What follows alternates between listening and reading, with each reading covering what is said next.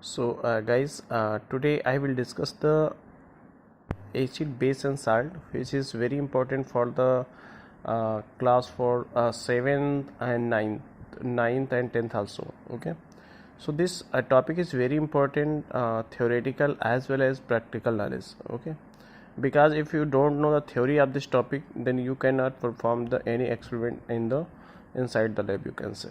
Okay, so in this first of all, what will we learn? Acid and their properties, bases and their properties, preparation of salt, usage of salt. ठीक है, तो properties में आपको पता है कि physical and chemical, जब भी हम कोई केमिस्ट्री के रिगार्डिंग हम जब बात करते हैं प्रॉपर्टीज़ का, so two properties you will learn. ठीक है, first one is physical and chemical properties. ठीक है, physical and chemical properties. Physical properties में आपको डिस्कस क्या करना होता है कि उसका फिजिक कैसा है. ठीक है, जैसे कलर आप ले लीजिएगा, स्मेल कैसा है. ठीक है, स्मेल कैसा है एंड डेंसिटी कितना है. ठीक है, ये सारा मेल्टिंग पॉइंट कितना है, बॉइलिंग पॉइंट कितना है. मतलब क्या है, अगर उस केमिकल का कंपोजिशन नहीं चेंज हो रहा है, there is no change in the composition, you can say that it is the physical properties. ठीक है, फिजिकल कंपोजिशन, फिजिकल, ठीक है, प्रॉपर्टीज़ है. तो इसमें क्या है, केमिकल कंपोजिशन आपका सेम रहता है. केमिकल कंपोजिशन क्या रहता है, केमिकल कंपोजिशन रिमेन सेम. ठीक है, so it is the definition of physical properties. Chemical properties क्या होती है कि केमिकल प्रॉपर्टीज़ होती है कि कोई भी, जैसे सपोज दैट जिसमें केमिकल कंपोजिशन चेंज हो जाए. सीधी बात, केमिकल कंपोजिशन अगर चेंज हो रहा है देन चेंज. ठीक है, then it is chemical properties. ठीक है, तो I think you will learn the physical and chemical properties in properties. ठीक है, सो सबसे पहले तो एसिड का आप डिफिनीशन देख रहे हो. यहाँ पे मैंने साइड में इसको एक बच्चे से नोट्स मिल गया, तो सारा आपका एक टू द पॉइंट इस नोट्स में आई थिंक मेंशन है, तो इसी को एक्सप्लेन कर रहे हैं. तो सबसे पहले तो एसिड को अगर हम देखते हैं तो एसिड का जो डिफिनीशन है, एसिड का डिफिनीशन क्या कहता है कि टेस्ट के अकॉर्डिंग एसिड को आप पहचान सकते हो कि टेस्ट कैसा होता है. हमेशा टेस्ट होता है सार इन टेस्ट. ठीक है, जो आपके हाउस जो कॉमन यूज़ के मटेरियल हैं, सच एज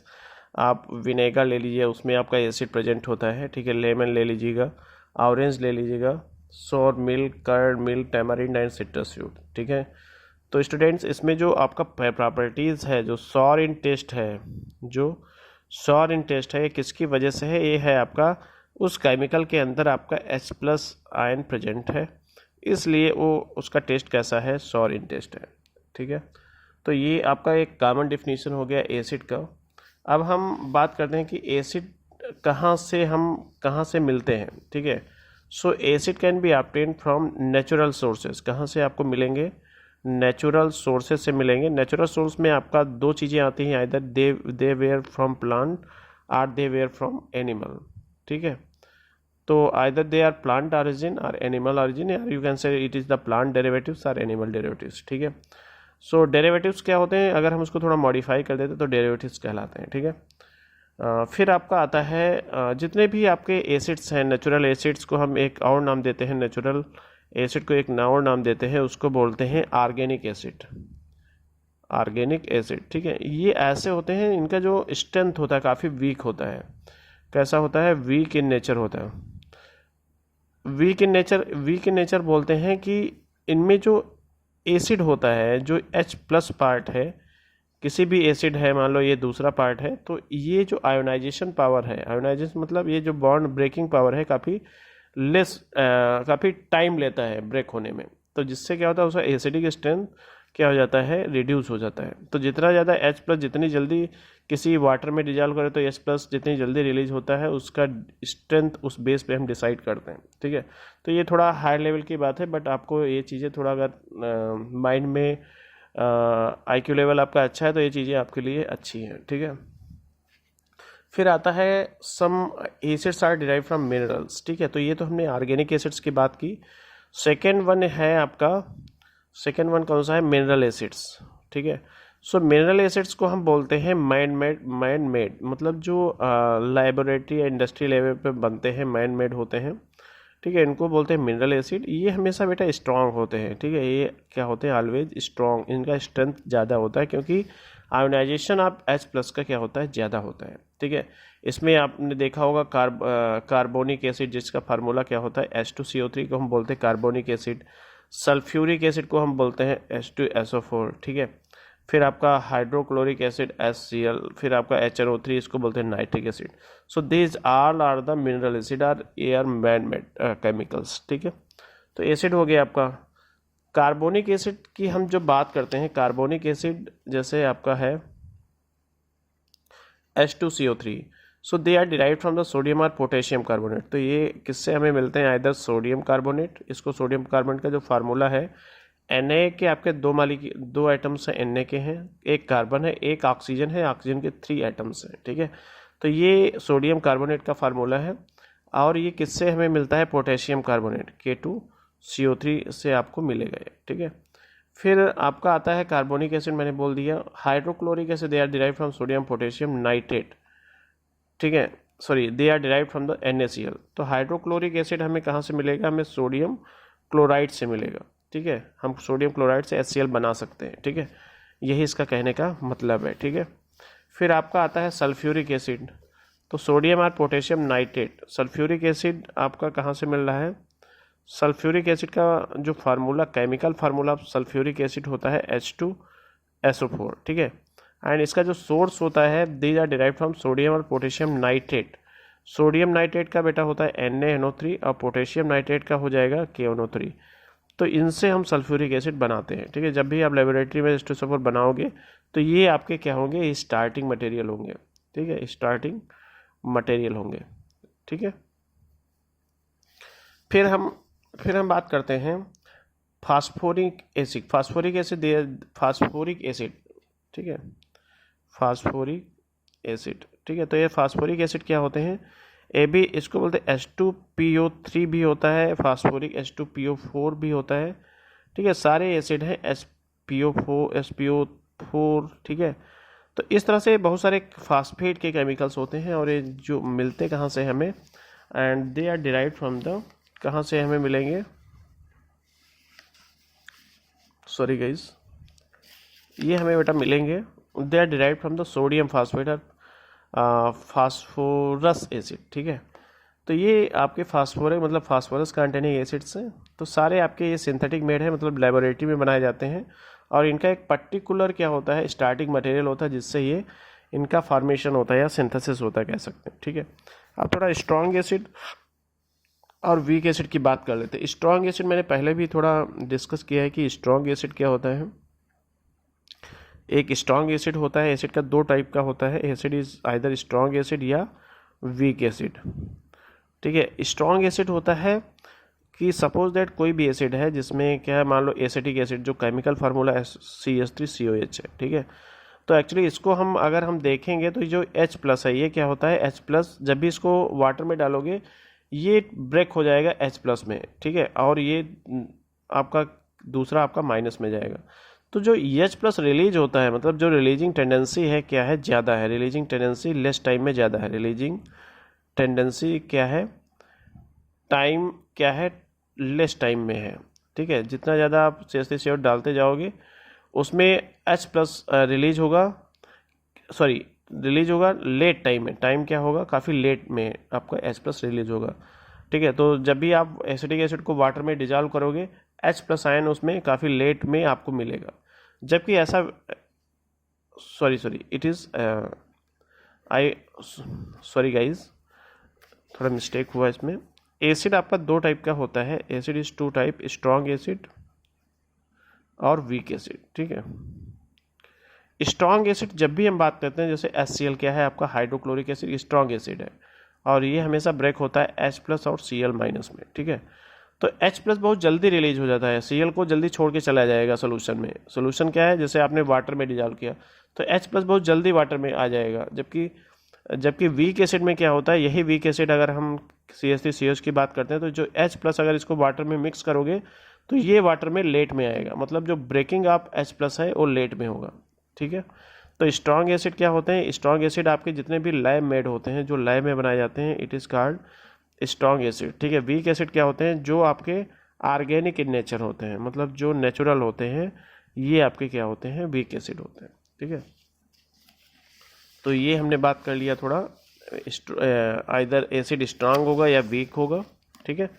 फिर एक आता है आपका डाइल्यूट एंड कंसनट्रेट एसिड। ये काफ़ी इम्पॉर्टेंट है फॉर लेबोरेटरी में। जब भी आप इंटर करते हो तो उसमें बहुत सारी बॉटल्स आपको मिलती है जिस पे लिखा होता है डाइल्यूट एंड कंसनट्रेट एसिड, ठीक है। डाइल्यूशन एक्चुअली एक टर्म होता है डाइल्यूशन। तो जब भी किसी केमिकल को हम वाटर में मिक्स करते हैं तो मतलब उसका हम डाइल्यूशन करें। डाइल्यूशन मतलब वाटर से करते हैं, ठीक है। जैसे अगर हम बात करते हैं कि H2SO4, डाइल्यूटेड H2SO4 मतलब क्या है? H2SO4 plus maximum amount of water लिया गया। क्या? मैक्सिमम अमाउंट ऑफ वाटर लिया गया है, ठीक है। अगर लेस डाइल्यूशन करते हैं, जैसे आपका लिखा होगा कंसनट्रेट, अगर H2SO4 लिखा है तो हम बात करते हैं कि H2SO4 तो है और साथ में H2O भी है, लेकिन H2O क्या है? काफ़ी कम परसेंटेज में है, इसको बोलते हैं कंसनट्रेट। तो डाइल्यूटेड जहाँ भी हो उसमें क्या है? मोर वाटर इज डिजॉल्व, और इसमें क्या है? लेस वाटर इज डिजॉल्व और मिक्स विद केमिकल्स, जो भी आपका एसिड है, ठीक है। तो इसीलिए हम बोलते हैं, जैसे आपका बोला जाए कंसनट्रेट HCl, इसका मीनिंग क्या होता है कि उसमें HCl और क्या किसका मिक्सचर? H2O बहुत कम मात्रा में H2O ऐड है, ठीक है। जबकि परसेंटेज किसका ज़्यादा है? मोर परसेंटेज है HCl का, लेस परसेंट है वाटर का। H2SO4, इसमें क्या है? H2SO4 का परसेंटेज ज़्यादा है, H2SO4 का कम है, ठीक है। तो ये होता है आपका डाइल्यूट और कंसनट्रेट एसिड, ठीक है। एक बार हम रिपीट करते हैं, acid containing lesser amount of water is called concentrate, ठीक है। जैसा मैंने अभी बताया, amount of water does not affect the nature of acid, ठीक है। जैसे आप वाटर डालते हो, जैसे आपने ये आपका H2SO4 क्या एसिड है? इट इज सल्फ्यूरिक एसिड, इसका नाम है सल्फ्यूरिक एसिड। तो इसमें जब भी वाटर मिक्स करते हो तो ऐसा नहीं कि H2SO4 को बिल्कुल ब्रेक कर देता है, उसकी जो प्रॉपर्टीज है उस पर कोई इफेक्ट नहीं डालता है, ठीक है। मतलब क्या है? उसका केमिकल नेचर पे कोई इफेक्ट नहीं आता है, ठीक है। फिर आपका आता है प्रॉपर्टीज ऑफ एसिड। तो एसिड का प्रॉपर्टीज आप देख सकते हो, सोरिन टेस्ट होता है, ठीक है, पहले डिस्कस किया। कंडक्ट इलेक्ट्रिसिटी, ठीक है, ये बहुत इंपॉर्टेंट है कि वाई एसिड कंडक्ट इलेक्ट्रिसिटी। तो जितने भी आपके एसिड है, जैसे HCl है आपका, HNO3 है आपका, H2SO4 है आपका, तो ये ऐसे एसिड, जैसे ये किस में ब्रेक होगा? H+Cl माइनस में, ये आपका H++NO3 माइनस में, ये आपका ब्रेक होगा 2H++SO4 2 माइनस में। देखो यहाँ पे H2 है इसलिए SO4 पे -2 चार्ज आया, ठीक है। और H कितना है? 2 है तो 2H+ हो गया। हाइड्रोजन पे हमेशा +1 का ही होता है। तो ये सारे जितने भी एसिड्स हैं ये क्या रिलीज कर रहे हैं? यहाँ पे हाइड्रोजन आयन रिलीज कर रहे हैं, ठीक है। तो कोई भी अगर केमिकल H+ आयन रिलीज करता है, इसको अगर वाटर में हम किस में मिक्स किया? वाटर में। तो वाटर में क्या होगा? H+ आयन्स क्या हो जाएंगे? एक्सेस में हो जाएंगे। तो H+ आयन क्या करते हैं? ये आपका क्या करते हैं? इलेक्ट्रिसिटी क्या करते हैं? कंडक्ट करते हैं। इलेक्ट्रिसिटी क्या करते हैं? कंडक्ट करते हैं। तो कोई भी केमिकल जो H+ रिलीज करेगा वो इलेक्ट्रिसिटी कंडक्ट करेगा, ठीक है। फिर कोरोजन बात, काज कोरोजन। कोरोजन क्या होता है? किसी भी मेटल को ये क्या करते हैं? कोरोड कर देते हैं। तो मेटल, ये मान लो मेटल है, आयरन मेटल है, तो इसका क्या करते हैं? वो कोरोजन कर देते हैं। कोरोजन मतलब इसकी जो प्रॉपर्टीज़ है, इसका कलर है, इसकी फिजिकल एंड केमिकल प्रॉपर्टीज़ को चेंज कर देते हैं, ठीक है, क्योंकि बहुत काफ़ी हार्मफुल होते हैं, ठीक है। Burns to sugar. शुगर में अगर आप HCl ऐड कर दो तो क्या करेगा? शुगर को बर्न कर देगा, पेपर को भी जला देगा। फिर क्या है? कंसनट्रेट ऐसे रिएक्ट विद प्रोटीन्स। आपके जो हेयर्स हैं, हेयर्स में किसी भी, अभी एक हम क्या करते हैं, टेस्ट ट्यूब लीजिए और उसमें क्या अपने हेयर्स डाल दीजिए, 2 और 4 हेयर्स, उसमें H2SO4 ऐड करिए, क्योंकि आपका हेयर्स क्या होते हैं? प्रोटीन्स होते हैं। तो H2SO4 जब भी डालोगे वो क्या करेंगे? उसको डिजॉल्व कर देते हैं, मतलब उसको क्या करते हैं? वो बर्न कर देते हैं, कह सकते हो, ठीक है। तो यहाँ पे ध्यान रखना, आपका concentrate it is very harmful as compare to dilute acids, ठीक है। केमिकल प्रॉपर्टीज ऑफ एसिड की बात करें तो reaction with metal, chemical properties इसकी बहुत इंपॉर्टेंट होती हैं, क्योंकि रिएक्शन, केमिकल प्रॉपर्टीज क्या है? जिसमें केमिकल कंपोजिशन क्या हो? चेंज हो जाए। केमिकल प्रॉपर्टीज में क्या होता है? केमिकल कंपोजिशन चेंज होता है। तो केमिकल कंपोजिशन मतलब किसकी हम बात करते हैं? जैसे आपका एसिड है HCl, तो जब भी हम सोडियम, मान लो आप किससे रिएक्शन करा रहे हो, सोडियम से करा रहे हो, ठीक है। तो केमिकल प्रॉपर्टीज़ में जो पहला पढ़ना है, मेटल का रिएक्शन पढ़ना है हमें एसिड से, ठीक है। मेटल का रिएक्शन किससे पढ़ना है, एसिड से, ठीक है। इसमें देख लीजिएगा आपको हम, ठीक है, इसमें क्या है आपका यहाँ पे रिएक्शन विद मेटल्स, ठीक है। तो मेटल्स, बहुत सारे मेटल्स हैं आपके, सोडियम, मैग्नीशियम, आयरन, तो इनका हम एसिड से रिएक्शन कराएंगे। तो जब भी हम मेटल क्या होते हैं, मेटल आपको पता होगा क्या हो, metal are solid in nature. जैसे आपका सोडियम है, ठीक है, सोडियम है, और क्या है आपका पोटेशियम है, कैल्शियम है, ठीक है, और क्या है, जिंक है, ठीक है। तो सोडियम को हम Na से रिप्रेजेंट करते हैं, पोटेशियम को K से, कैल्शियम को Ca से, जिंक को। तो इनका रिएक्शन अगर हम किससे करा दें, एसिड से करा दें, मान लो HCl से करा दिया, तो HCl से जब भी आप सोडियम का रिएक्शन HCl से कराओगे तो Na प्लस HCl क्या बना देंगे, हमेशा बनाते हैं जब भी आप मेटल का एसिड से रिएक्शन कराते हो तो ये बनाते हैं साल्ट और plus water, salt plus hydrogen gas release करते हैं। तो यहाँ पे NaCl आपका साल्ट बन जाएगा, और ये हाइड्रोजन जो बचा है ये आपका H2 रिलीज कर देगा। तो H2 में 2 आइटम्स हैं, तो इसलिए हम इसको 2 कर देंगे, ठीक है। कितना कर दिया, 2 हाइड्रोजन कर दिया। अब सोडियम क्लोराइड 2 जब हाइड्रोजन कर दिया तो 2 आपका क्लोरीन आ गया, तो इसको भी 2 NaCl कर दो। जब आप 2 NaCl कर दिया तो सोडियम भी 2 आ गया, 2 आइटम ऑफ सोडियम और 2 आइटम ऑफ क्लोरीन।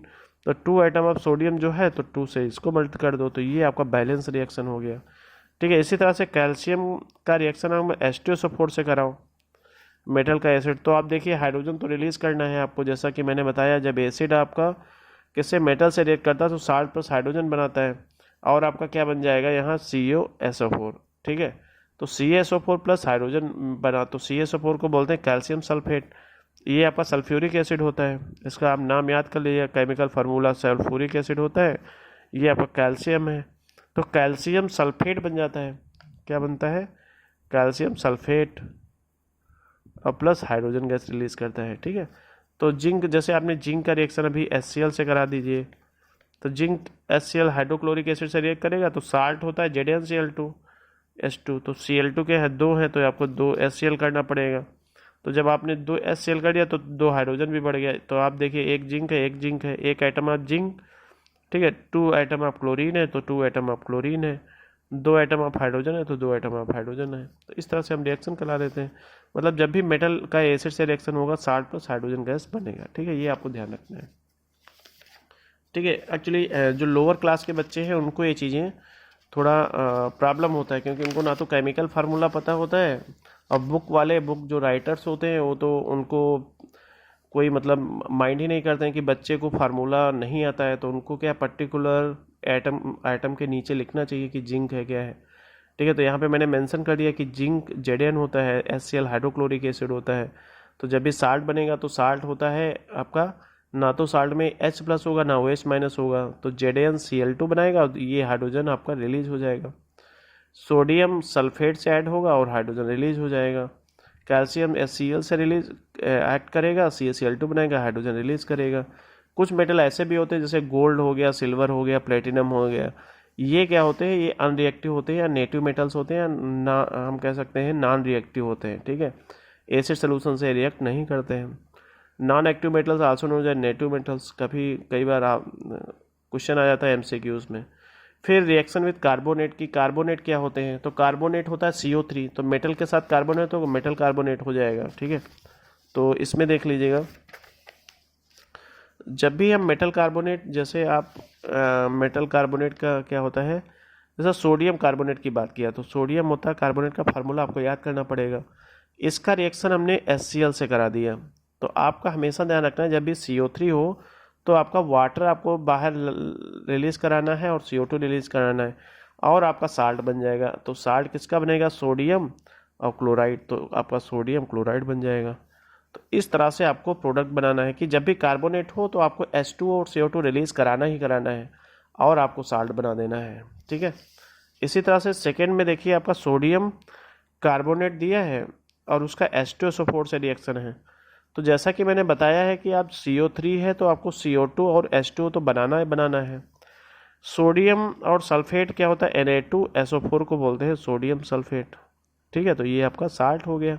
तो साल्ट, कार्बन डाइऑक्साइड और क्या बनेगा आपका, वाटर बनेगा। ठीक है, साल्ट बनेगा, कार्बन डाइऑक्साइड बनेगा और क्या बनेगा, वाटर बनेगा। ठीक, तो ये थोड़ा आपको चीज़ें ध्यान रखनी है। ठीक है, फिर आपका आता है रिएक्शन विद बेस। बेस के साथ रिएक्शन करिए। तो बेस आपके बिटर इन टेस्ट होते हैं, स्लेमी इन टच होते हैं, मतलब इनको आप टच करोगे तो आपका बॉडी क्या हो जाएगी, काफ़ी स्लाइम हो जाएगी, मतलब आपका हम कह सकते हैं सॉफ्ट हो जाएगी, कह सकते हैं। ठीक है, reaction of acid and base एक results in formation of salt and such type of reaction is known neutralisation reaction. तो ये न्यूट्रलाइजेशन रिएक्शन क्या होता है, तो न्यूट्रलाइजेशन रिएक्शन जब भी हम एसिड को हम किसके साथ रिएक्शन कराते हैं, बेस के साथ। ठीक है, तो एक न्यूट्रलाइज प्रोडक्ट बनाते हैं, मतलब न्यूट्रल सब्सटेंस बनाएंगे और प्लस हमेशा ये वाटर रिलीज करते हैं और some amount of heat is released. ठीक है, तो एसिड, कोई भी एसिड ले लीजिएगा, HCl ले लिया, बेस ले लिया, सिंपल NaOH ले लिएगा। तो HCl और NaCl साल्ट, न्यूट्रल सब्सटेंस मतलब साल्ट बनता है, तो NaCl बन जाएगा और जो बच रहा है, आपका OH बच रहा है, H बच रहा है, तो ये आपका वाटर रिलीज हो गया है। ठीक है, तो ये होता है आपका न्यूट्रलाइजेशन रिएक्शन। ठीक है, फिर आपका in neutralisation reaction strength of acid is more. अगर न्यूट्रलाइजेशन रिएक्शन जो आपने अभी बनाया प्रोडक्ट्स, इसमें अगर एसिड का स्ट्रेंथ ज़्यादा है और बेस का स्ट्रेंथ कम है, तो आपका जो साल्ट बनेगा वो एसिडिक साल्ट बनेगा। ये it is very important. Acidic salt कब बनेगा, जब एसिड आपका स्ट्रांग ले रहे हो, बेस आप वीक ले रहे हो। ठीक है, इसमें दोनों स्ट्रांग है, इसलिए न्यूट्रल आपका साल्ट बन रहा है। ठीक है, और एक में क्या है, एसिडिक साल्ट कब बनेगा, जब एसिडिक स्ट्रांग एसिड लोगे और वीक आप क्या लोगे, बेस लोगे, तब आपका एसिडिक साल्ट और वाटर बनेगा। अगर आप एसिड जो ले रहे हो वीक ले रहे हो, बेस आप स्ट्रांग ले रहे हो, स्ट्रांग बेस ले रहे हो, तब आपका जो साल्ट बनेगा कैसा बनेगा, ये आपका बेसिक बन जाएगा। मतलब जिसका स्ट्रेंथ ज़्यादा होगा उसी टाइप का साल्ट बन जाएगा। ठीक है, ठीक है, फिर आप देखिए acidic salt and basic salt are produce by incomplete. ठीक है, तो मैंने बोला कि स्ट्रेंथ क्या होता है, एक का ज़्यादा होता है, दूसरा तो इनकम्प्लीट न्यूट्रलाइजेशन होता है। तो इनकम्प्लीट न्यूट्रलाइजेशन से ही एसिडिक और बेसिक साल्ट बनते हैं। Uses and application of acid, तो हाइड्रोक्लोरिस का हम क्लीनिंग एजेंट में यूज़ करते हैं, हाउस होल्ड, ठीक है, टॉयलेट्स में यूज़ कर लेते हैं। कोई स्पॉट्स अगर स्केलिंग है उसको रिमूव कर लेते हैं। ठीक है, एक्वा रेजिया होता है 3 इसको 1 mixer of HCl and HNO3। ठीक है, use for dissolve noble metals. ठीक है, तो ये हो गया। फिर आपका आता है इसमें hydrochloric acid use to clean metal sheets. ठीक है, अगर मेटल सीड्स आपका क्लीन नहीं है उसको क्लीन कर सकते हैं। ठीक है, डाइजेशन ऑफ फूड, आपकी बॉडी के अंदर आपका हाइड्रोक्लोरिक एसिड होता है जो हेल्प करता है फॉर डाइजेस्टिंग द फूड। ठीक है, नाइट्रिक एसिड फार्मूला आपका HNO3 है, फार्मेशन ऑफ नाइट्रोजन फर्टिलाइजर्स में यूज होता है। Purify precious elements, silver gold के प्योरीफिकेशन में यूज होता है।